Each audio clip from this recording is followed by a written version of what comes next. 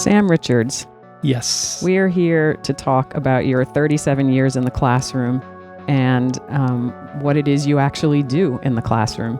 And the reason that it's a question even of what you do in the classroom is because, I think it's because what you do in the classroom is more like art than science even though I think there's a lot of science behind what you do, but I think you take a position like a lot of artists do where things come through you. You actually make people think and feel and talk and question and argue and project things onto you and in a way that I think a really effective artist does.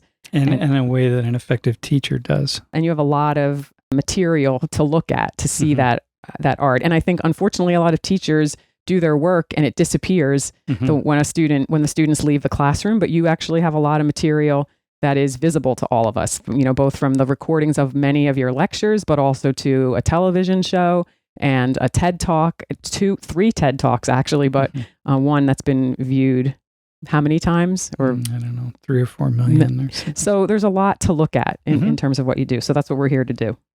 As somebody who's been watching your work for 34 years, I think I'm the most solid witness of what has happened in you, at how you've evolved. And I'm also your biggest critic. We talk about what you do all the time. So I'm coming with both an interest in helping to frame what you do, but also to challenge some of the things that you do. And we'll get to talk about that as we go. Great. So but let's start out first, though, with your history as a stand-up comic, because I think that there's a lot of laughter in your classroom, and you're dealing with really serious issues. There's nothing that you're dealing with that is not serious and profound and based on conflict and histories of war and oppression, etc. No, there's not much filled with lightness and levity. So the fact that you're in a room and there is a lot of lightness and levity in some way. There's some. I think it's important to talk about what a comedian does and your history. Well, okay, so when I was an undergrad student, I started working as a stand-up comic. It was the time when stand-up comedy kind of took over the country, and there was a club that opened in my town, and I would go on Sunday nights and to the amateur night, and I started winning, and then I would be invited back to be the MC for the show, which meant I did my set, and then I would introduce all of the other comics, and I actually was able to open over a period of time for quite a number of comics that later went on to be rather well known and famous. And so I learned a lot from them. And what I found that I did, and what I found that I find that I continue to do, is I take ideas that what I think comics do, right? You take ideas that appear to be contradictory or opposite of one another in some way, right? I juxtapose them, I bring them together, and in a way that's often has humor attached to it. And I do that with cultural differences and ethnicities and so on, all the things that we do in sociology. So comedians are motivated by the idea that they want to get people to laugh. Yeah, and that's not what I'm after. I want people to think.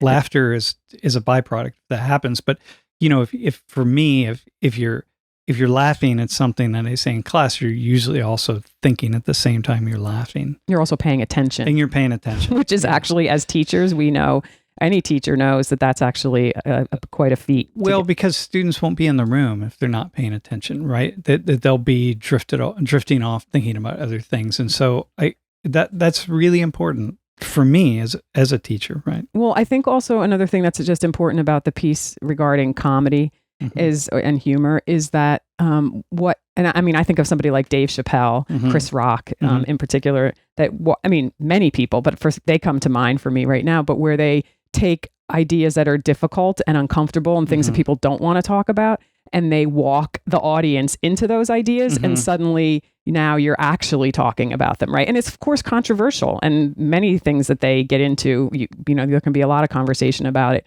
But the point is, I see you as a teacher walking students into subjects and areas that they don't otherwise want to, like the rest of the world doesn't want to. Yeah, and that somehow once they're laughing, or once you've made it approachable, now they're in it.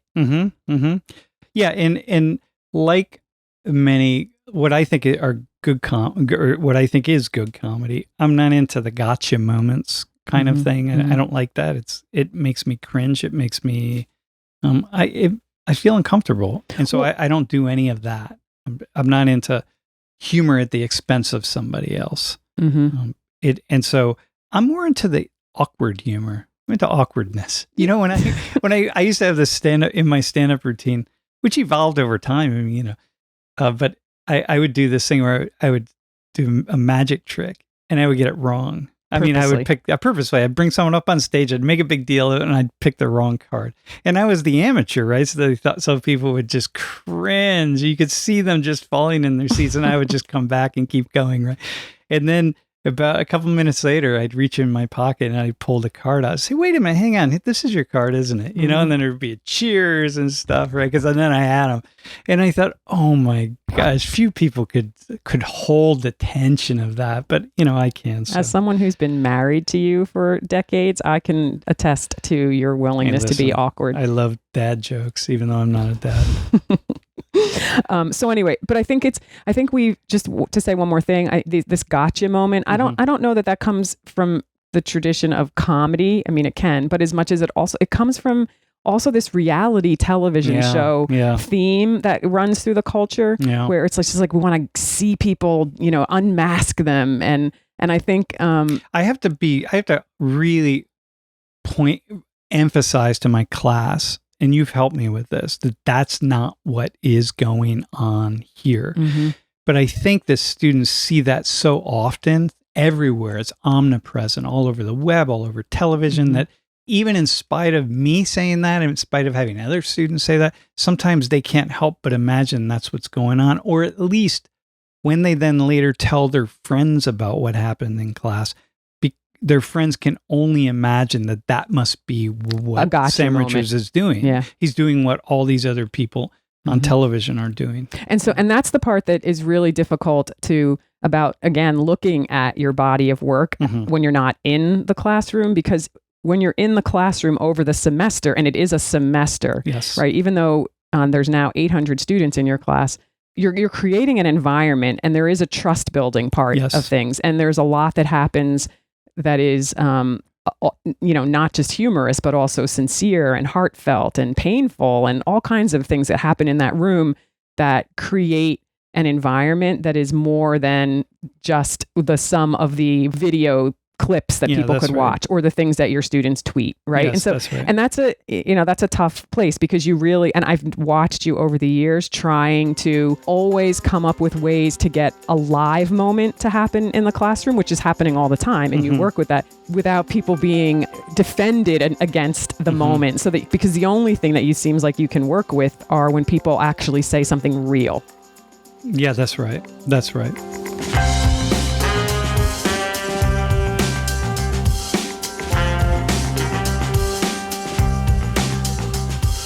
Let's turn to the sociological case studies that really have become the bulk of your classroom.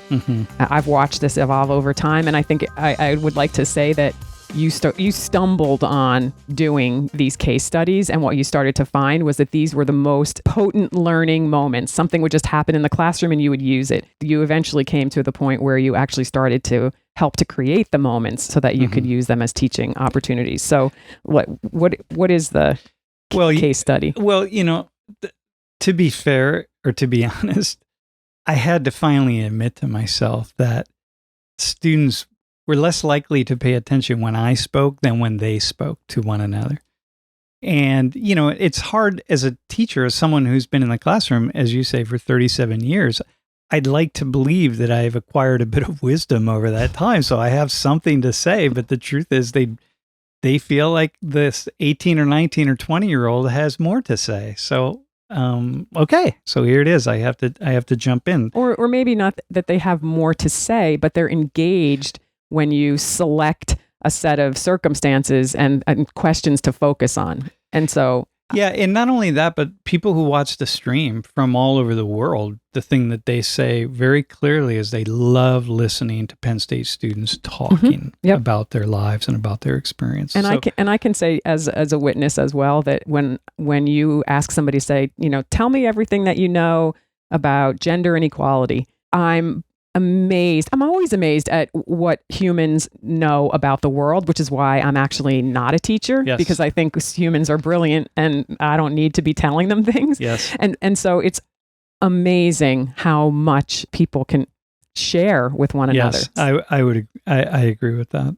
The class, because it's so large and there are students from all over the US and all over the world, and probably about 35 to 40% of the class are what we would identify or call students of color, Black and brown students, and then people in the LGBT community. And oh my gosh, the diversity is tremendous.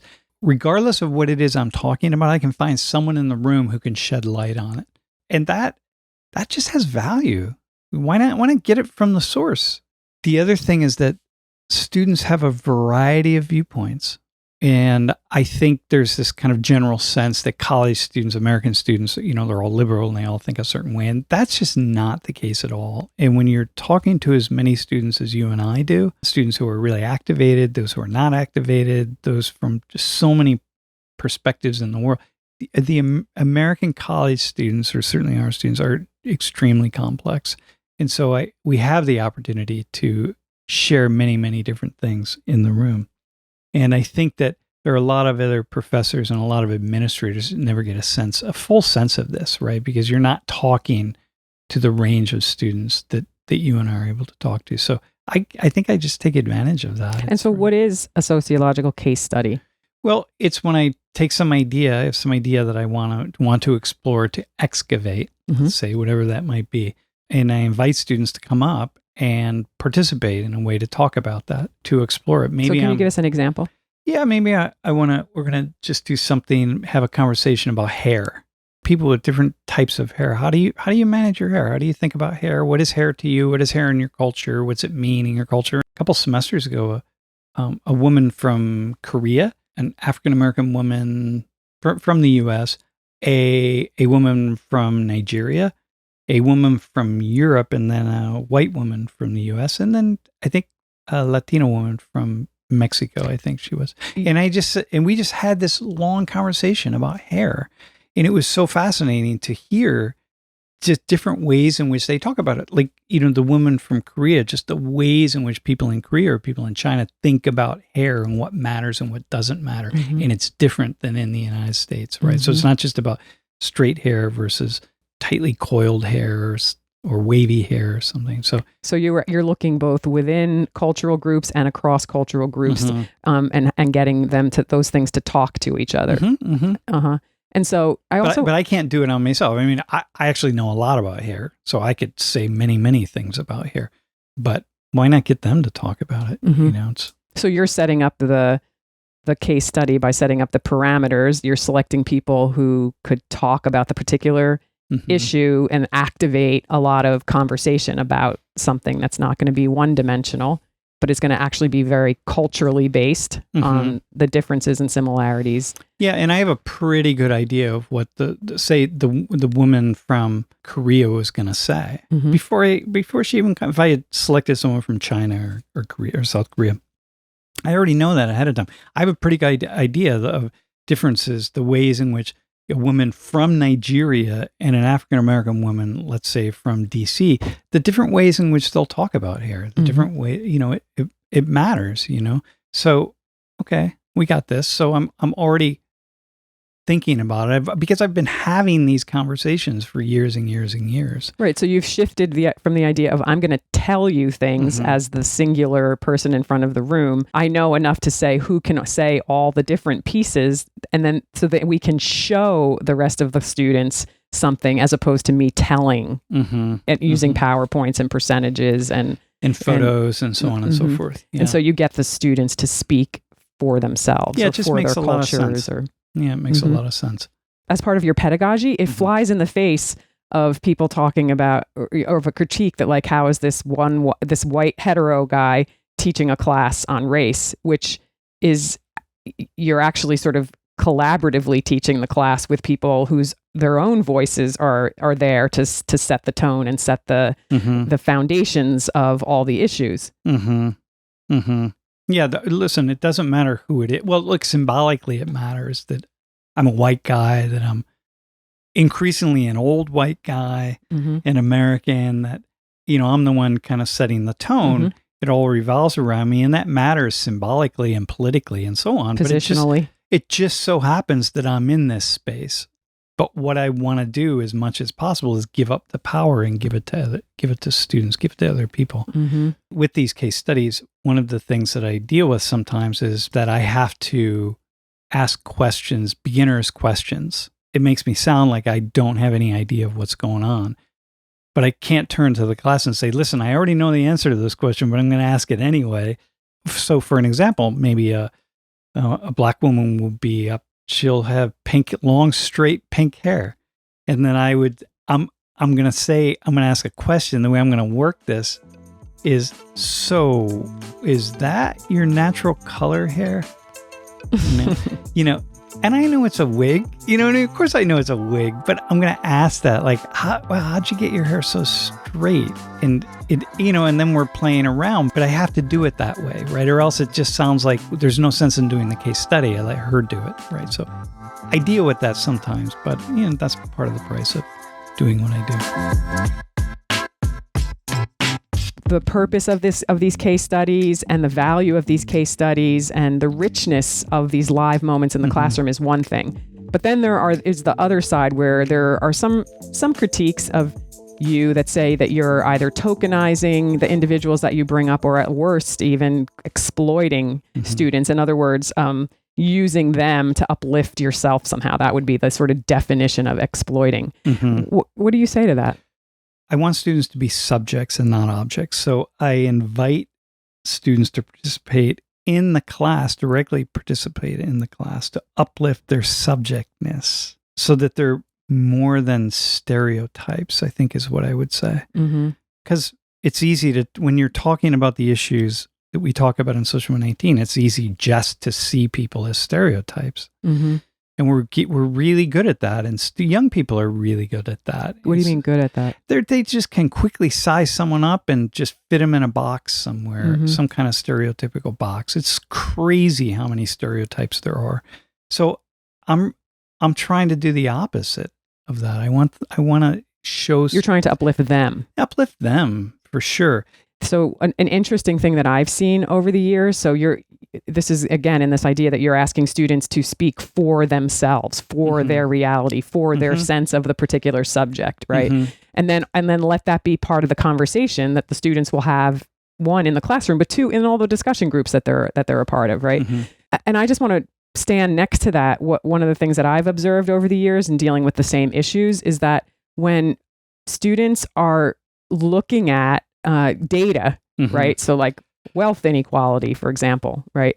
I've seen students talk about, after seeing those data, where we now just put up the very objective scientific information, right? As opposed to asking the students to speak for themselves. And obviously you need both. And I know you do both of those things in your classroom.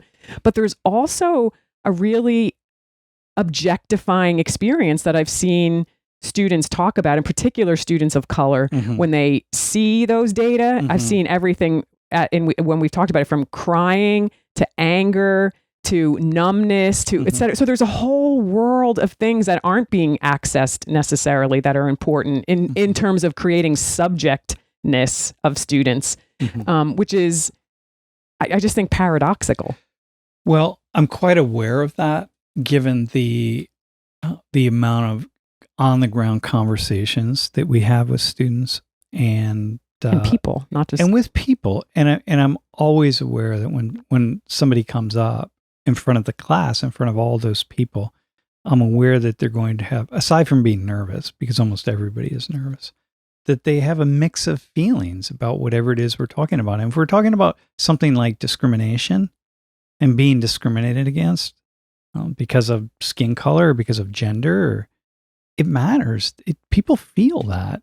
And I know they feel that because I talk to people about the fact that they feel it. And so as I'm walking through this with somebody, I'm walking through with the idea that there are a lot of things that are happening, not only for this person who's standing up here, but for other people in the classroom who walk in their same shoes.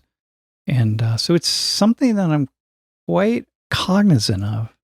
And I feel it. I feel it.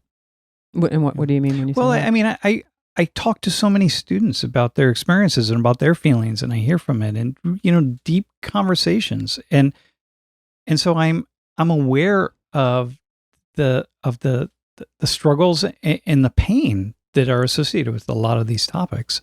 I also want to widen this out for a moment because, you and I are so focused on students and conversations that we have with them all the time, but you also have a much broader life experience of talking to adults all over the world. And I feel like it might be, I just want you to say something about that because all of your knowledge doesn't come from students, if you will. I think somehow it sounds like that. How I got to be here, or I got to be where I am, is because I'm a listener, I'm a traveler, and I'm an explorer, and I've always enjoyed other people and other cultures from a very, very young age. And it's one thing I got from my mother. And I've been meeting with people and talking to people and listening to people from, all over the world, but really listening and hearing their stories. And then as a teacher, I'm someone who then comes back to I bring those stories back into my classroom. You don't just listen. I mean, I absolutely, but you also put yourself in situations with people and you walk with them. And I just want to, I think it's important to say, it's not like you're just traveling to a resort and, going and speaking to the locals. I mean, you lived in Ecuador and you lived in places and you go to the world, and so I want you to say something about your other part of your experience and the ways in which this has broken your heart, because you don't do this because you just talk to students. Well, I left the United States for the first time when I was 20, and I never returned. I've been an explorer ever since. As you say, I lived for many years abroad in different places, have shared many, many experiences with a wide range of people. And I've seen a lot of things that most Americans don't see, and I know a lot of things that most Americans don't know. And I speak on behalf of people in other parts of the world whose lives have been deeply impacted by the United States and by the capitalist system and by our policies and my tax dollars. So I bring that back into the classroom, and I bring it back into my life. And there are ways in which my heart is broken. It's not just the students who enroll in my classes, but it is about what I've learned in the world and now what I share. So when I'm having a conversation with a student in front of my class, I'm bringing 59 years, well, it would be, I guess, really 39 years of experience and conversations. Can you give us one example of what one of those life experiences are that changed I'll you? give you one that I tell my class a lot. I was in Nicaragua during the war in the mid-80s, I guess it was 87. And I was walking along a dirt road, and the war was happening, and I came across this elderly woman sitting on her deck, and she said, "Oye, gringo, ¿dónde vas?" So, where are you going? And I said, "Well, I'm going down the road here." So I sat down on her porch and we started talking, and the front of her house was blown off, was gone. And I said, "What happened to your house?" And she said, "The soldiers were here and they blew it up." And she was talking about the United States and the role we were playing in that war and how people were suffering, how she suffered. And she said, when she found out I was a teacher, she said, "Well, promise me you'll go back to the U.S. and talk about these issues." And I said, "Yeah, I promise you. I promise that I'll do that." That was a long time ago. And I talk about the issues. I always talk about international issues. And it's from there to Haiti, to elsewhere in Latin America, to Africa, the Philippines, to here, there, wherever. I mean, it doesn't matter. It's just, there's so many experiences, so many things I've seen that I want to share. A lot of your experiences are international experiences, and a lot of those experiences internationally are in places where the United States' presence has been felt in a really negative way. And you bring that very much into this class on what used to be race relations in America and is now race, ethnicity, and culture, but nonetheless, a class. And half international and half U.S. Over the years, it wasn't. For decades, this class has been about race in the United States, right? But you've always brought this international perspective in. What do you say to people who think this is a class for white people? I never know what to say, because if you're sitting in the class and you have that idea, then you just have your blinders on. I mean, your ears are closed and your blinders are on, because how can it be for white people? Unless you're Haitian, and even then, very few of my Haitian students have ever been to Haiti or have been there in the recent past. You don't know anything about Haiti. And I know a lot about Haiti. We have projects in Haiti. We work in Haiti. I've been to Haiti 10 times. What could you say? Like, you know nothing about this place that has been deeply impacted by the United States or the Muslim Middle East. About Afghanistan and Iraq. I mean, places where we'll talk to people in the class. I mean, or Native American reservations. People don't know. They have no idea about reservations. I mean, it's a long, long list of things. So, when I hear students say that, I just feel a little bit of disappointment for them. Not for me. I mean, it's for them that their ears are closed off and they somehow think that they don't have something to learn.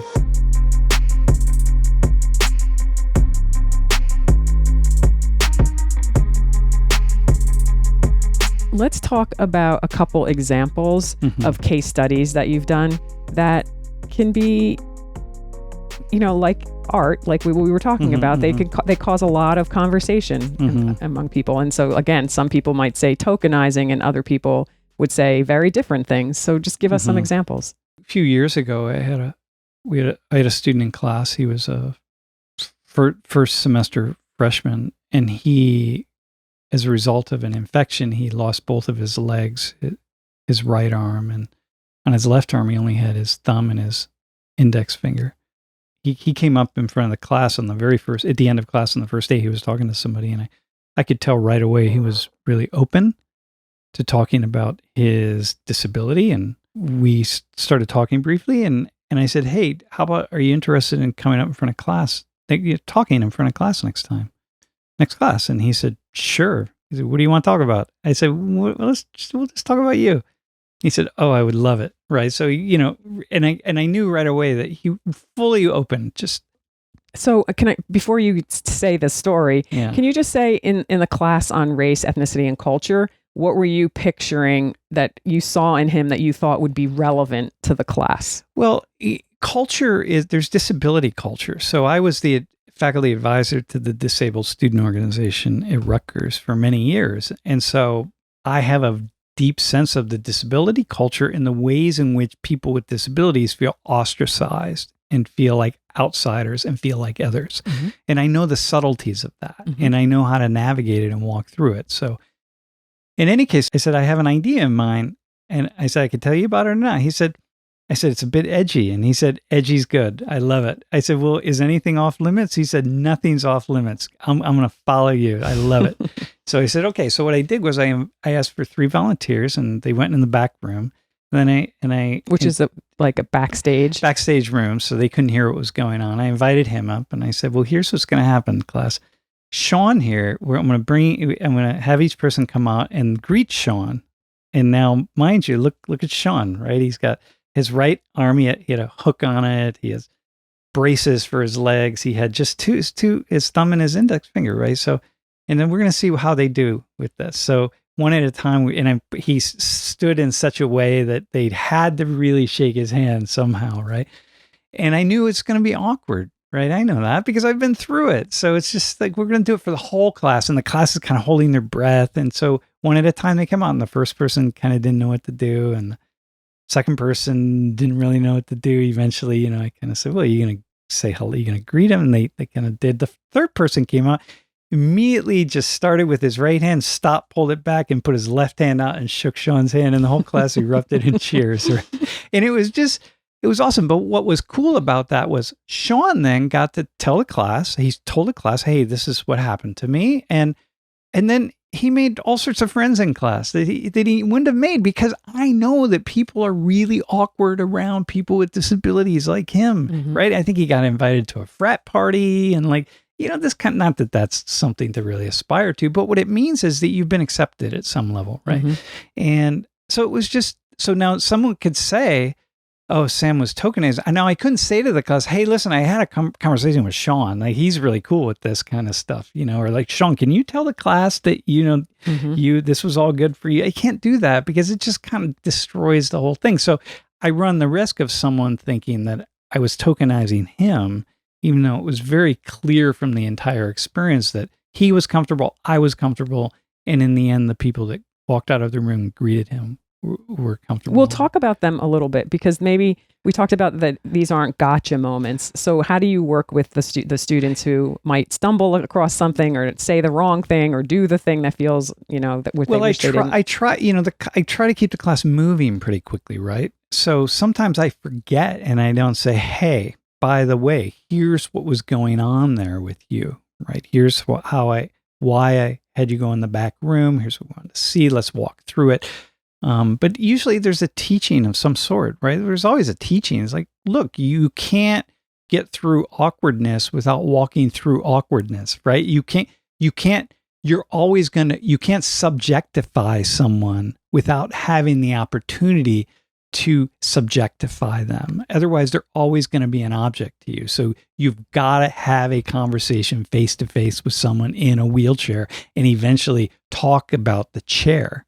And then you don't want to talk about the chair in the first 10 minutes or the first 10 seconds, but eventually that chair is part of the reality of life. And so, it's just, I'm walking people through how to do this, as opposed to, let's just pretend that we don't see skin color and that we don't see that, this person I'm talking to has alopecia, for example, right? Like, I'll just pretend that doesn't exist right there. It's like, no, it does exist. They know they have alopecia. You don't have to be like a 3-year-old and say, hey, you have alopecia, but nonetheless, you can't, ignoring those things makes people objects. If it's something that you notice and you go back home and you tell your roommate or you tell your friend or you tell somebody else, they become an object to you. And so I'm trying to stop to break that cycle. And allow people to approach the things that are unapproachable. Yeah, like when another example is when I had a student who was transitioning female to male. Once again, knew he totally comfortable, said, yeah, I'd love to come and tell my story. And I've had many students who have transitioned, as you know some of them. And so I said, awesome, why don't you come? We'll sit up in the front and you and I'll talk about it. What's going on? What's happening? And so it was an awesome experience for him and a great experience for the class to hear this. But that would be another example of, you could easily say, hey, I was using him but I wasn't using, he was leading the conversation, even though he was a little bit nervous at first. So I had to kind of push things along more than I normally would. But, it's those are the kinds of things that happen. Over the years, you've really helped me work with students who are volunteering, because I have a tendency, because I want to keep the class going quickly, I have a tendency just to dismiss people and say, okay, thanks for volunteering, and then move on to the next case study or whatever it is that we're doing.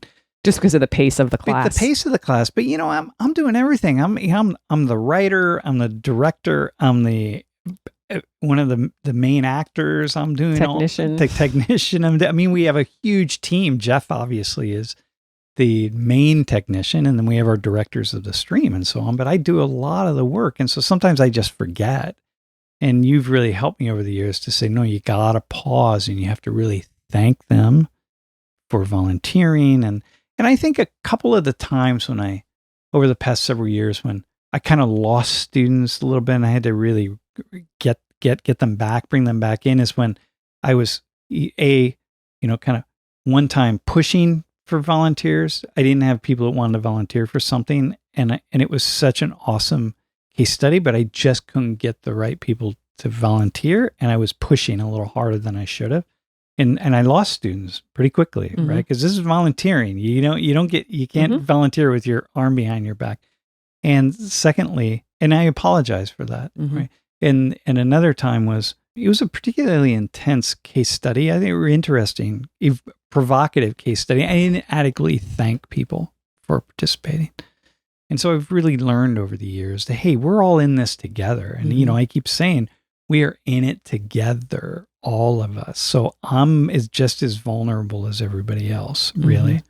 And I really try to remember that all the time, that we're all being vulnerable in here. And I can say, as somebody who is in a classroom, much, much smaller spaces, but yet I know that when something happens in a room that sparks the emotion even of one person, that becomes explicit, it just goes like wildfire among the humans, right? And so managing that in a small classroom, because it becomes very complicated between people's reactions and their projections, and then the reactions to the reactions, it's exponential, right? That's in a small classroom. A classroom with 800 people, this is, I don't know, an exercise in bravado or insanity. Well, students, the reason we can do it and the reason the class fills every semester is because the students have a sense of trust that I'm going to hold it down.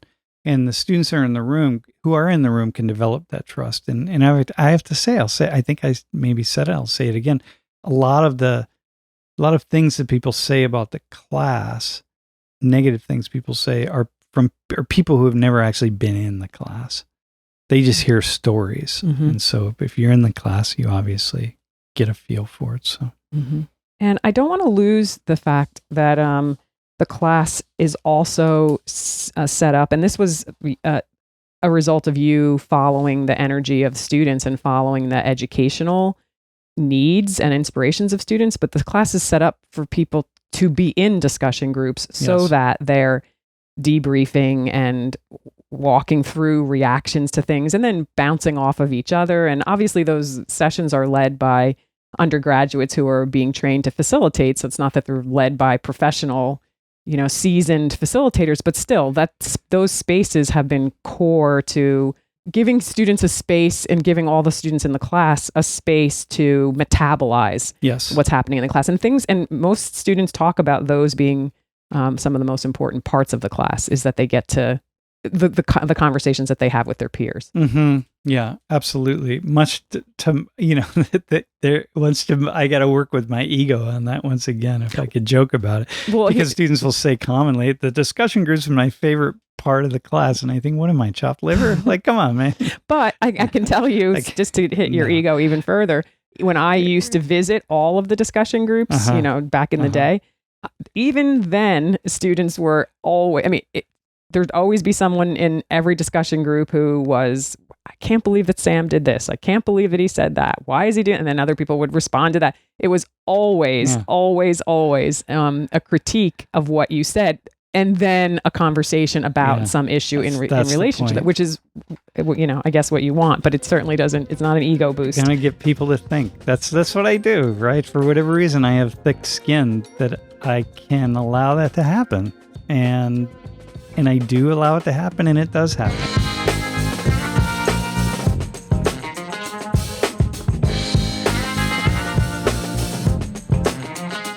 And what keeps you doing it? I think that when I was 20 years old, in my middle of my third year of college, in which I was still a freshman in terms of credits, and was on probation and practically dropped out and so on. I had transferred to a community college. This was do or die. I had an awakening moment, and then I woke up to thinking, woke up to life, and became a really serious student. And then I walk into class looking for the Sam Richards, the people who aren't turned on to thinking. And even they might get A's and B's and so on, but they're not turned on to thinking. And I just want to drop those nuggets in them. Whatever it is, just fertilize that aha side of their brain. Is there any way that that's special or unique in a class on race, ethnicity, and culture?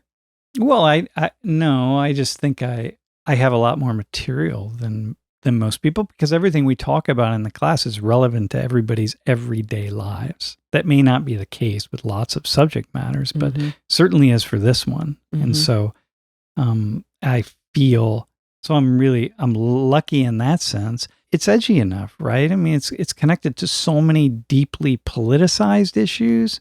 But when you think about race, ethnicity, culture, right? I like what you're saying about this is stuff that's affecting everybody's life in different ways every day. Okay. So then put next to that this part of you that just wants people to wake up to thinking. When you put those two pieces together, what is it that you want these people in this class to come out with? I want to make the world a better place. How? I want people to treat each other with the dignity and respect that we all should have, and not just people here in the United States, but people all over the world. So that means everybody has bigotry, and everybody has their narrow-minded thinking, and everybody has something to learn. So where does this, like, you need to wake up to thinking fit into that better world? I think it just so happened that the two came together for me as a sociologist. I started studying sociology, and as I woke up to thinking, I also woke up to seeing the world from the eyes of other people. And as I started to see it from the eyes of other people, and then as I started to travel more and more and more, I realized, hey, we're all very different, and yet we're all very similar. And I was always seeking the ways in which both of those things are true, and the ways in which my life was integrated or implicated with, I suppose you could really say, with the lives of other people around the world. When you talk about thinking, and when you talk about how you woke up and how you want to wake other people up, I know that what goes along with that is, to use this word again, heartbreak. Because what we keep waking up to is how the world isn't how we want it to be. And actually, when we are seeing the world in our American-centric, Eurocentric, African-centric, whatever centric way, we're missing a lot of the things. And then when we wake up to what we're not seeing, a lot of times it can be shattering, right? So when we talk about waking up, it's not necessarily fun and light and smiling on the other side, right?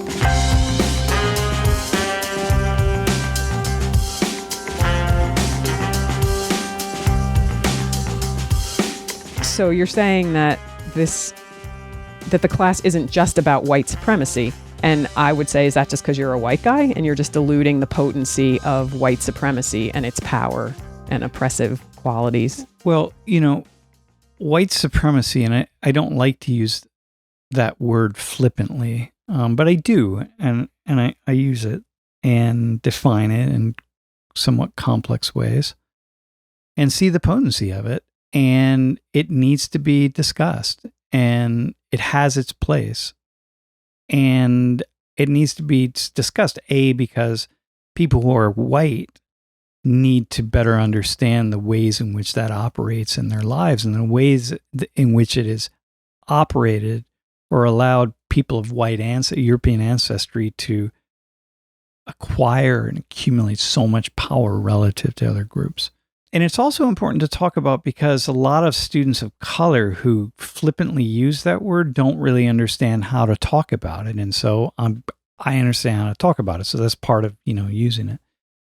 But at the same time, human beings are human beings, right? And so we have this way of wanting to point a finger out at other people, but we have three coming back at us. I think it was Gandhi who said that.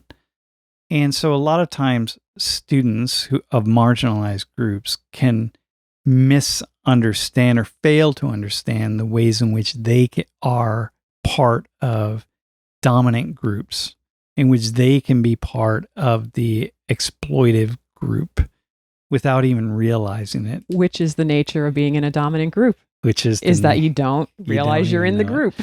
So then I have to ask the students of minoritized groups who are in my class, say, look, at what point do you have to look at your position in this system, this race-based, white supremacist, racist system, especially if you're part of the middle class, and half of all Black Americans are in the middle class, and are aspiring to get more and more power for yourself.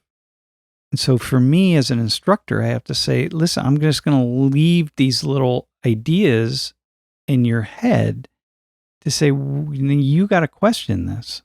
As an American, you have to walk away thinking about your American privilege. And you can write it off as white privilege, but it's American privilege. And you got a militarist government out there that are sending weapons all over the world, who are acting on your behalf to ensure, to make it more likely that, you and not somebody in Bangladesh or Liberia or Sri Lanka is going to get the job that in fact you want to have. Mm-hmm. And that's the kind of thing that happens in Social 19. Everybody gets challenged. I've come to the place where holding the masses responsible for the acts of governments and people with profound amounts of power is no longer acceptable to me, right? This is in contrast to what you're saying. Mm-hmm. Because I think the degree of power that people have to make decisions for the masses does not square with the sum of the power of the masses, mm-hmm. right? Mm-hmm. So I mean, but as a device, as a tool, I do think for educated people, i.e. students who are being educated, mm-hmm. having to reckon with and discern for oneself, at what point do you become complicit Yes. in a system Yes. that is operating with or without your consent? Yes. That's actually, I think that's an important question, or a set of important questions for any educated people to be asking themselves. And so you're saying, no matter who you are, I'm going to use another example that it's to create some kind of tension mm-hmm. between how you want to see yourself and actually what are some of the positions that you actually have with or without knowing it. And some of the contradictions mm-hmm. in your thinking, mm-hmm. the way you're walking through the world. Mm-hmm. And especially, this is just me as a teacher. If you're willing to point your finger at other people, I'm going to take a look at what those other three fingers that are pointing back at you. I'm going to tell you some of the things that those fingers are saying mm-hmm. that you probably need to hear. And I have lots of examples because this is what I study. And what do you study? I am very much a student of U.S. foreign policy. I'm very much a student of U.S. corporate activity around the world. And I'm very aware of how things operate, that in ways that elevate the dominant capitalist systems, in particular the U.S., at the expense of other people and other economies. And I'm quite capable of having those conversations on any issue. And I'm going to have those conversations because that's the nature of being educated. Now, there are a lot of students who take my class who are really kind of on the left, maybe, or they just want to focus on a singular issue, say like race. And for me, you can't focus on singular issues. They're all tied in together. So we can focus on one for a hot minute, but then it's going to be implicated in other things.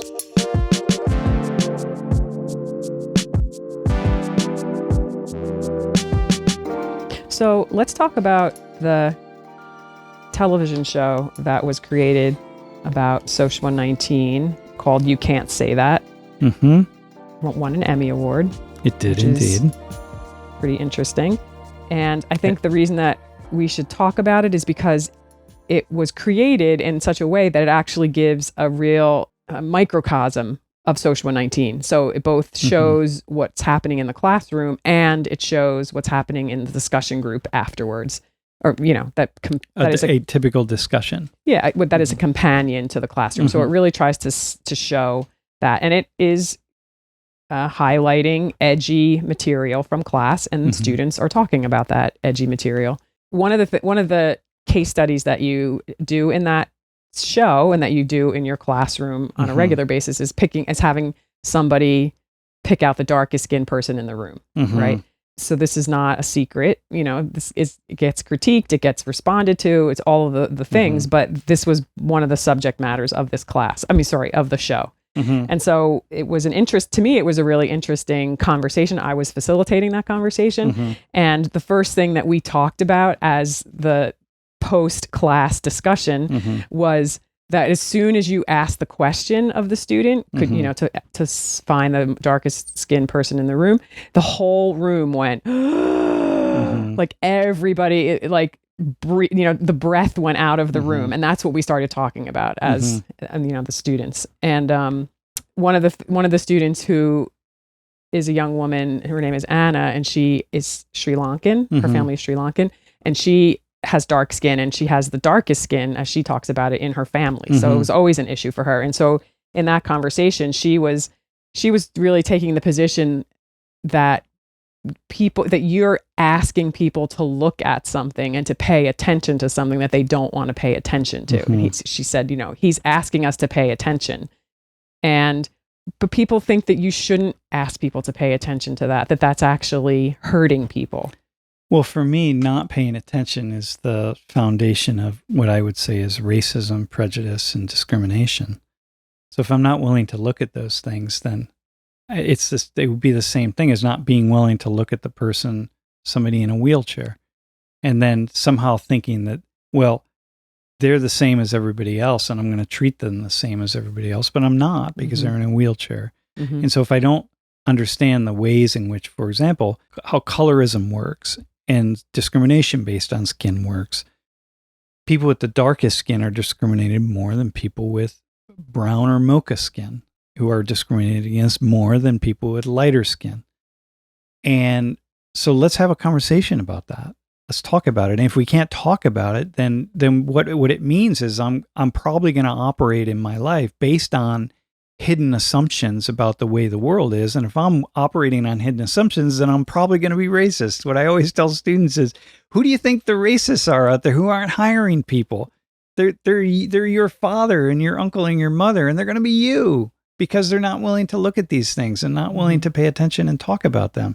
It's not some person out there who has a white robe in their closet. We know this. So the research is very, very clear about it. So when I do something like that, it obviously gets everybody's attention, but it's also part of the naturalistic approach to race. It's just that this is skin, but it really is meant to say, okay, now we have your attention. Let's talk about it. And so I could go in lots of different directions here on it. As a result, after asking that question, in that particular case, it was a woman who said, I'm sorry.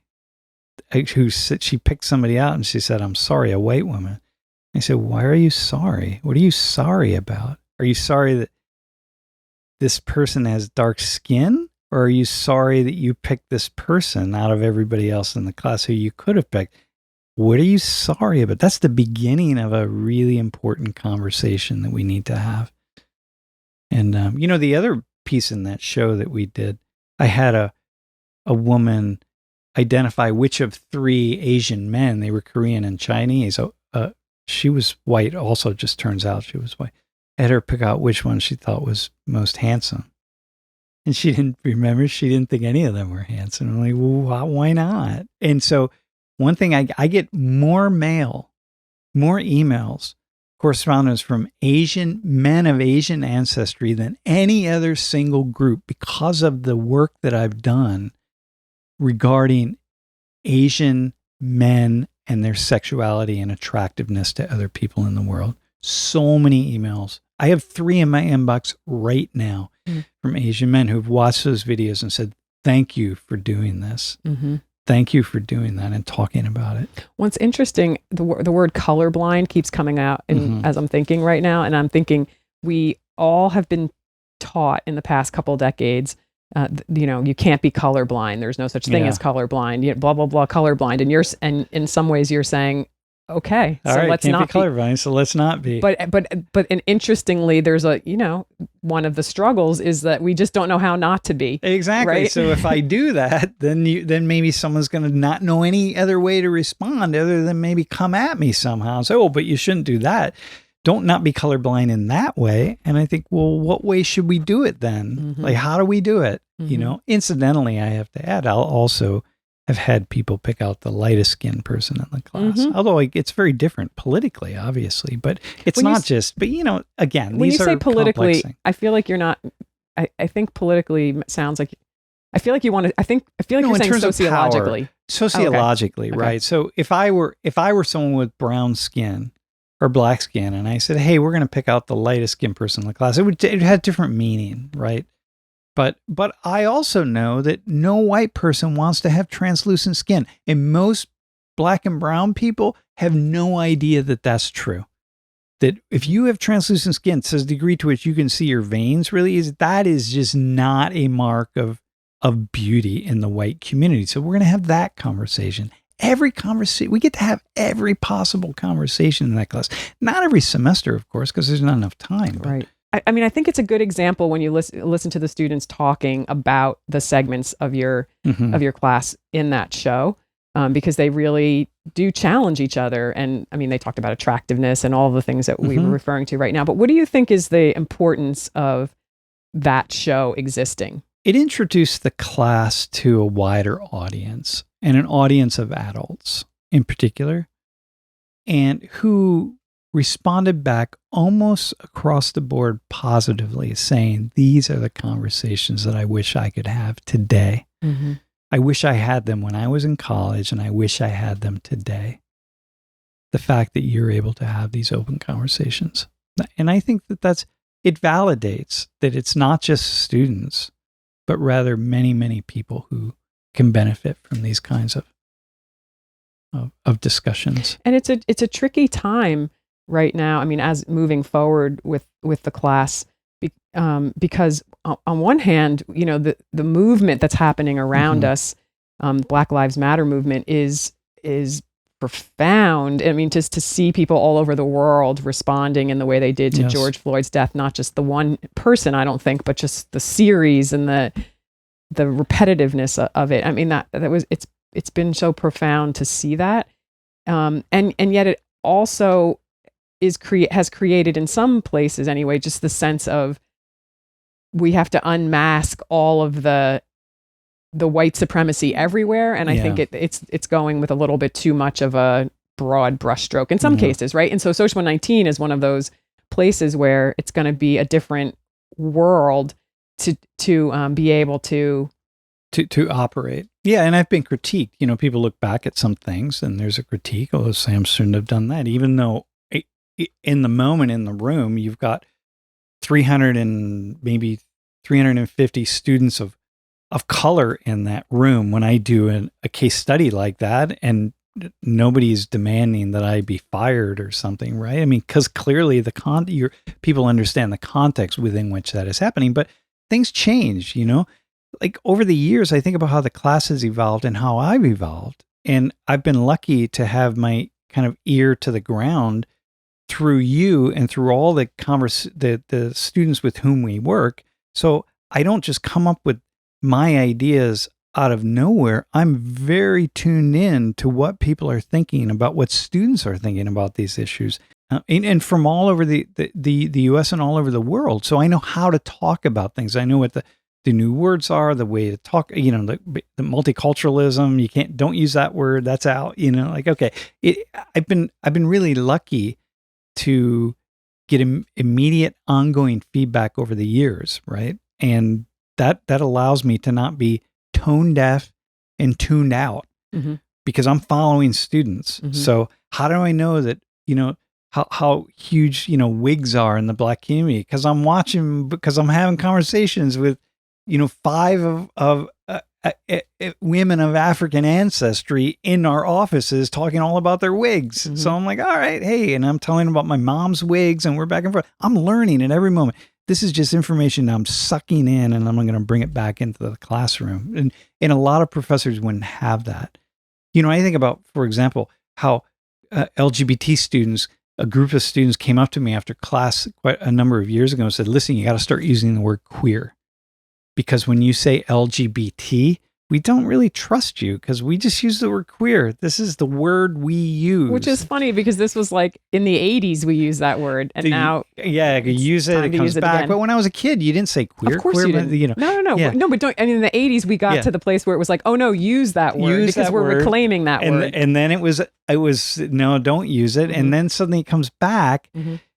And so they're saying, you, Sam Richards, you need to say queer, the queer community, queer students, queer studies, queer everything, because that's a signal to us that says, okay, you get it. you're on our team. Which is funny because I always thought you were using that term. So things have moved I so stopped fast. for a while. I stopped. Mm-hmm. Yeah, for about 10 years. I didn't. And they brought me back in. But then, I don't know if you remember, we gave a talk somewhere a couple of years ago to a group of adults, and I just threw the word out there, and some guy afterwards came up and said, I was really offended that you used that word. Mm-hmm. And I forgot that I'm not with students anymore. And I said, well, hang on, if you go talk to young people, that's the word everybody uses. So I had to bring him up to speed on it, But this is it's not easy. But I think maybe more of what you're saying is that, or just more the theme of what you're saying is that you're talking to students and people, not just students, but you're talking to people all the time. So this isn't, and Social 119 and has evolved with history over the however many decades you've been in that classroom. Now I keep forgetting the math. I mean, not that doesn't make what you're doing beyond critique at all. Trust me, that you can't say that. Title of the show is the perfect title because I say it to you probably every other day. The Sam, producers came up with that. You cannot say that. Yes. Please do not. It literally happened last night. In the middle of my mom's illness, you posted something in our family group text that I was like, Sam, you can't say to myself. I said, Sam, you can't say that. And then but your family knows me. So, but at the same time, it's not about knowing you. It's about that you're it's like there's a sincere way that you walk into uncomfortable situations. And then I treat everybody as a subject. Always. You treat everybody as if they are capable of learning and of responding and of being agile and of respect. Mm-hmm. And so that it can be a little bit awkward in some ways because maybe people are expecting certain things. Like I don't have standards of beauty, for example. Mm-hmm. I don't have them. They don't exist in my mind. I would actually have to agree with I can attest to that. But which is unusual and actually unbelievable. Yeah. But it is, I think, actually even true. But I think the reason that I'm saying it, I don't think you have to say more. I just think that this, again, I want to go back to the work, the body of your work as a type of art, that you do it in a way. This is, again, what I observe. It's because you have to do it. You don't know how not to do it. And you're doing it all the time. You're absorbing information on one hand, people's stories, people's realities, all the time. Yes. And then you're just sharing it. You're kind of putting it through this something. It just comes through you again. And then you share it with other people and then you get more feedback. So there's a constant loop of feedback that you're getting all the time. And I sometimes think people are thinking that you're operating without feedback. And I think that I don't know how you actually manage all the feedback that you get. I think I'm driven by a deep curiosity that is equally shaped by a sense of desiring a moral order that is just and fair.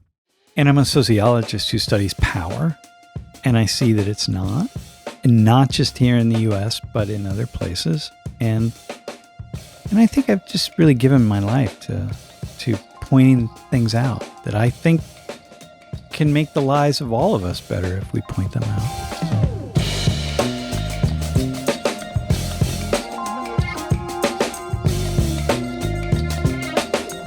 So how often do you miscalculate in the classroom? You mean touch on something when maybe I should have left it alone? Whatever your experience is. Well, surprisingly, not that often, in a way that disrupts large numbers of people.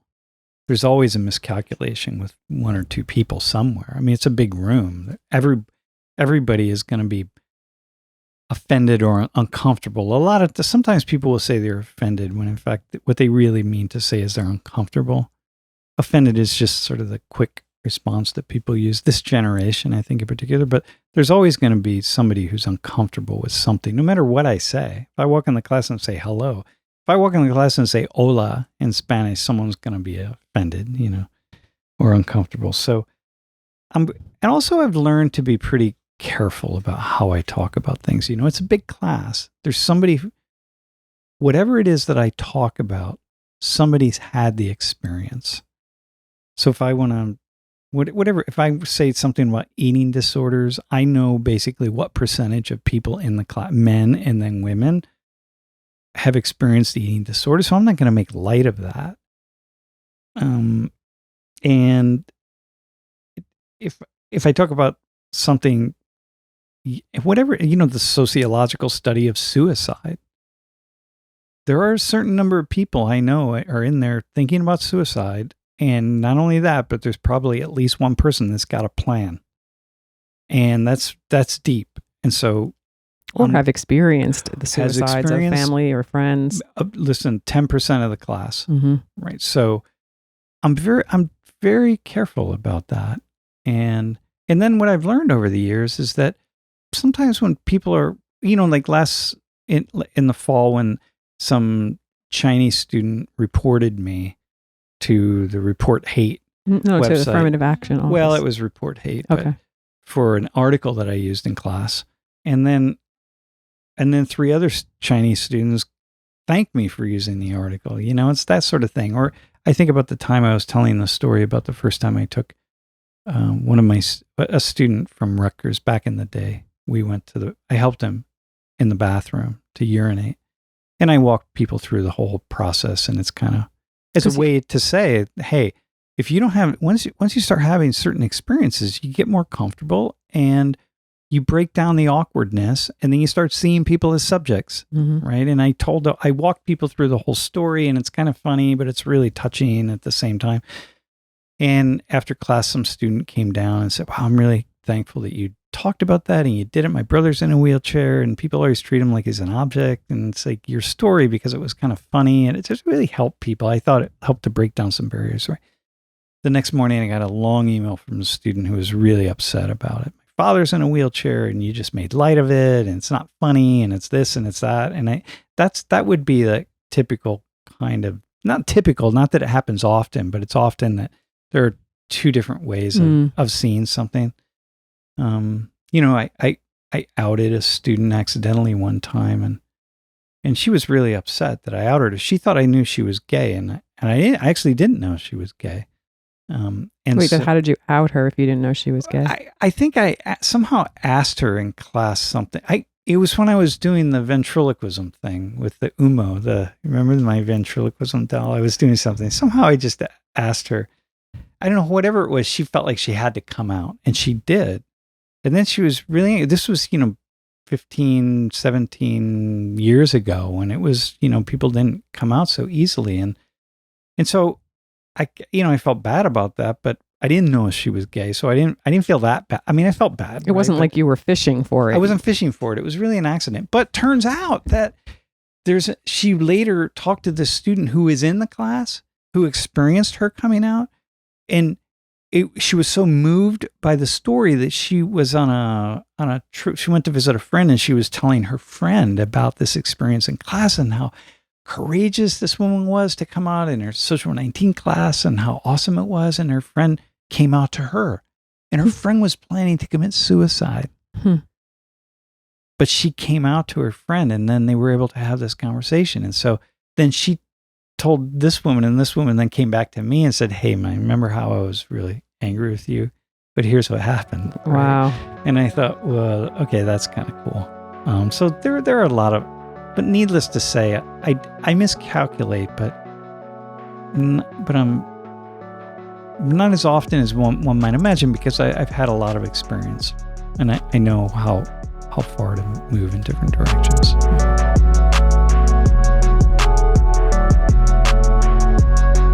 Well, Sam Richards. Yes, Laurie Mulvey. Thank you for talking about all of these dimensions of your work. And I hope that in doing that, we're able to see, maybe to create yet a different conversation about where your work, this body of work, fits into our world.